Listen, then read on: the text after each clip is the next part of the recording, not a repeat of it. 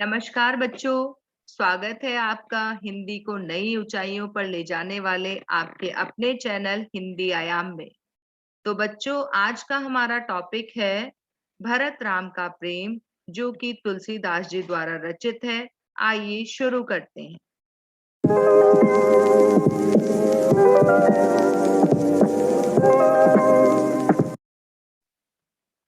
प्रस्तुत काव्य पंक्तियां बच्चों कवि तुलसीदास जी द्वारा रचित कविता भरत राम का प्रेम से ली गई हैं। यह रामचरितमानस के अयोध्या कांड से उद्धृत है और इसमें कवि ने राम के वन गमन के बाद भरत की जो भी मानसिक दशा है उसका बड़ा ही मार्मिक वर्णन किया है कि राम के प्रति भरत का जो अनन्य प्रेम था उसे याद करते हुए वो अपने हृदय की वेदना को मुखरित करते हैं और राम को वापस अयोध्या लौटा लाने के लिए चित्रकूट आते हैं।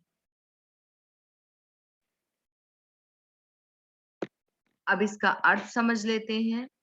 पुलकी शरीर सभा भय ठाड़े, नीरज नयन नेह जल बाढ़े, कहब मोर मुनिनाथ निबाहा, एहि ते अधिक कहूं मैं कहा।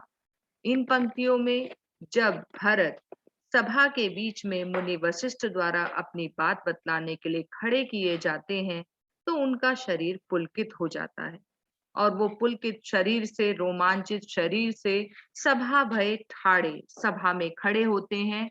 नीरज नयन, कमल रूपी नेत्रों से उनके नेह जल बाढ़े, प्रेम रूपी जल की वर्षा होने लगती है और वो कहते हैं, कहब मोर, मैं क्या कहूं, मुनिनाथ निबाहा, मुनि वशिष्ठ जी आपने ही मेरा निबाह कर दिया है, अर्थात आपने ही मेरी तरफ की सारी बातें कह दी हैं। यही ते अधिक कहूं मैं कहा। अब आप ही बताइए कि इससे अधिक मैं और क्या कहूं। मैं जानऊं निज नाथ स्वभाव। नाथ यहाँ पर कौन है बच्चों? नाथ है यहाँ पर श्री राम। स्वभाव यानी स्वभाव। तो तुलसीदास जी कहते हैं कि भरत जब सभा में खड़े हो जाते हैं तो कहते हैं, मैं जानऊं निज नाथ स्वभाव, कि मैं अपने नाथ का यानी प्रभु श्री राम के स्वभाव को बहुत अच्छी तरीके से जानता हूँ। अपराधी हूं पर को न काहूं। वो तो अपराधियों को भी कुछ नहीं कहते हैं, उन पर कभी भी क्रोध नहीं करते हैं। मोह पर कृपा स्नेहु बिसेखी। मोह पर यानी मुझ पर तो कृपा स्नेहु, उनकी कृपा भी और उनका प्रेम भी बिसेखी विशेष है, यानी कुछ अलग ही है। खेलत खुनिस न कबहू देखी।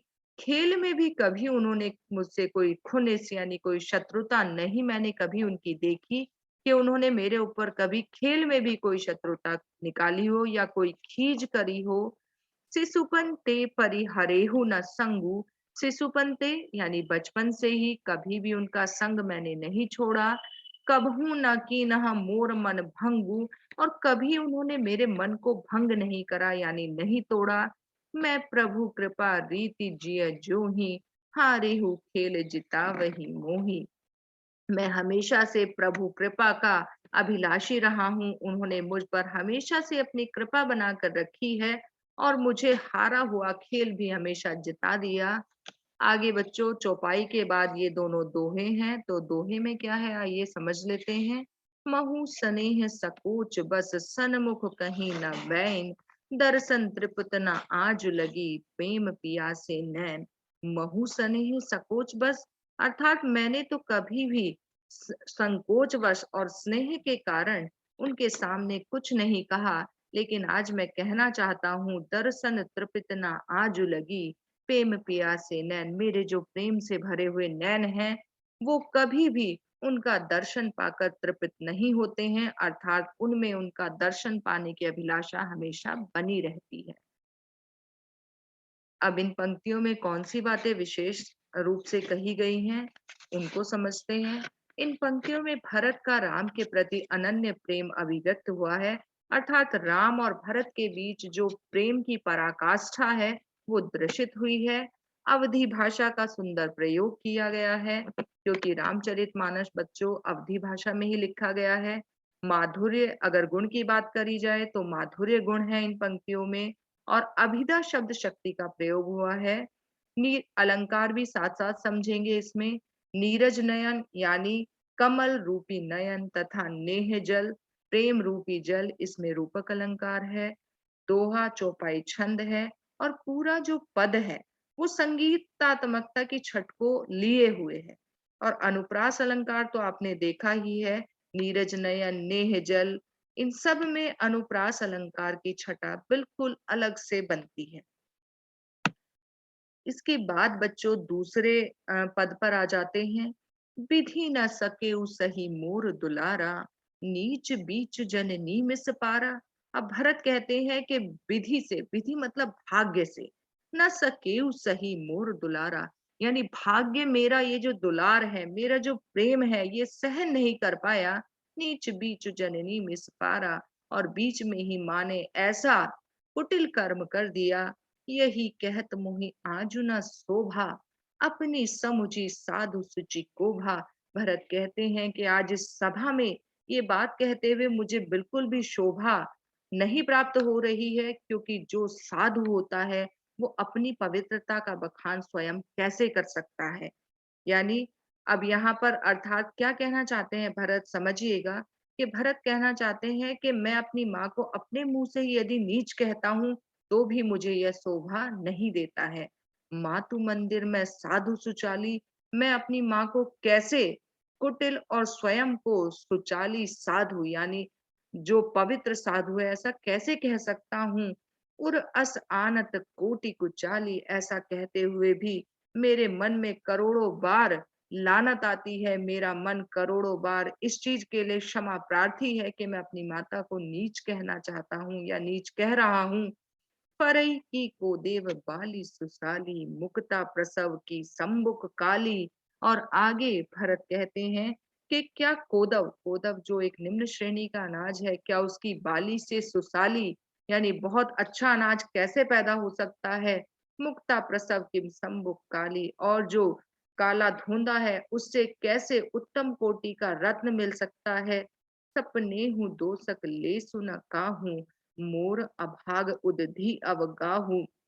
और आगे भरत कहते हैं कि मैं तो सपने में लेश मात्र भी दोष नहीं देना चाहता किसी को भी। मोर अभाग उदधि अवगाहू, इन सब के पीछे सिर्फ और सिर्फ मेरा अभागापन है, मेरा सौभाग्य नहीं बल्कि मेरा दुर्भाग्य है। बिनु समुझे निज अघ परिपाकू, जारियू जाए जननी कहीं काकू। हृदय हेरी हारे सब ओरा, एक ही भांति भले ही भल मोरा। आगे भरत कहते हैं बिनु समझे निज अघ परिपाकू, यानी बिना सोचे समझे मैं किसी को दोष नहीं देना चाहता, ना जननी को ना किसी को। हृदय हेरी, अब मेरा हृदय हार गया है। हारिऊ सब ओरा, सब ओर से मैं हार मान चुका हूँ। एक ही भांति भले ही भल मोरा, और मुझे लगता है कि किसी एक प्रकार ही मेरा भला हो सकता है। और किससे भला हो सकता है। गुरु गोसाई साहिब सिय रामू, सिय यानी सिया यानी अर्थात जो सीता है, और रामू यानी श्री राम है।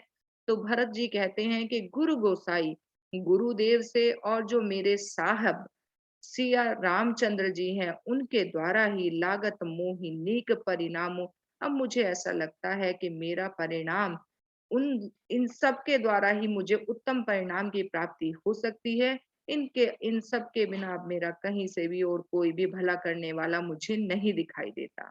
आगे दोहा है। साधु समा गुरु प्रभु निकट, कहूँ सुथल सती भाऊ।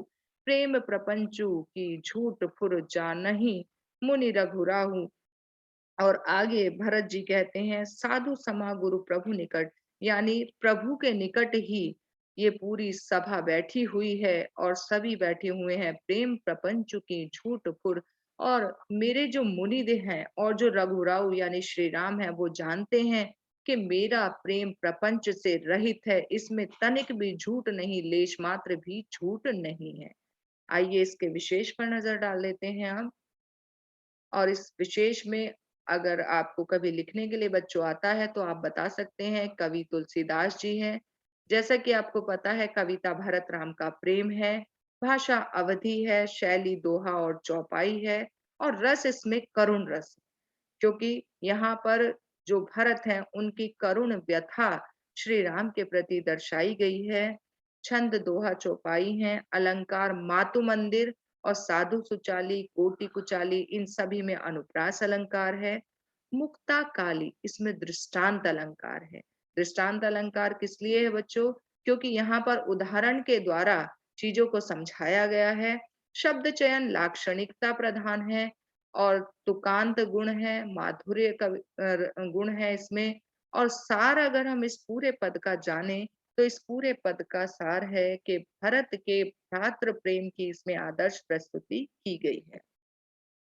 तो बच्चों मुझे उम्मीद है कि ये जो हमारी वीडियो है ये आपको पसंद आई होगी और आपको इस पाठ को समझने में बहुत ज्यादा मदद करेगी। अगर आपको ये वीडियो अच्छी लगी है तो आप इसे अपने दोस्तों के साथ शेयर करिए बच्चों, और इसे सब्सक्राइब करिए चैनल को, जिससे कि आगे के नोटिफिकेशन और आगे की क्लास के नोटिफिकेशन आपको मिलते रहें। अब मिलते हैं इसके अगले भाग में, जिसमें हम इसके पद और महत्वपूर्ण प्रश्नों की व्याख्या करेंगे। तब तक के लिए सभी खूब पढ़ें, खूब बढ़ें। धन्यवाद।